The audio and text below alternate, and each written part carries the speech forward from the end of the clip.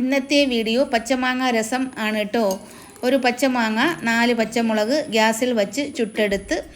10 minute ഒരു പാത്രത്തിൽ മൂടി വച്ച് തൊലി കളഞ്ഞതിന് ശേഷം പൾപ്പ് എടുത്ത് മിക്സിയുടെ ചെറിയ ജാറിലിട്ട് 1/2 ഗ്ലാസ് വെള്ളമൊഴിച്ച് അരിച്ചെടുത്ത് വച്ചതിന് ശേഷം കടായി ചൂടാക്കി വെളിച്ചെണ്ണയൊഴിച്ച്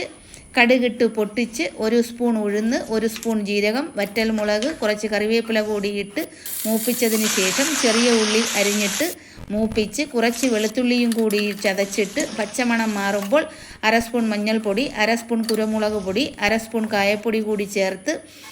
ഇളക്കി തയ്യാറാക്കി വച്ച മാങ്ങയുടെ പൾപ്പിട്ട് ഇളക്കി 1.5 ലിറ്റർ ചൂടുവെള്ളം ഒഴിച്ച് ആവശ്യത്തിന് ഉപ്പും ചെറിയ കഷണം ശർക്കരയും കൂടി ഇട്ട് 10 മിനിറ്റ് ലോ മീഡിയം ഫ്ലെയിമിൽ അടച്ച് വെച്ച് തിളച്ച് വരുമ്പോൾ മല്ലിയില കൂടി ചേർത്ത് 2 മിനിറ്റ് കൂടി അടച്ച് വെച്ച് എടുത്താൽ വളരെ ടേസ്റ്റിയായ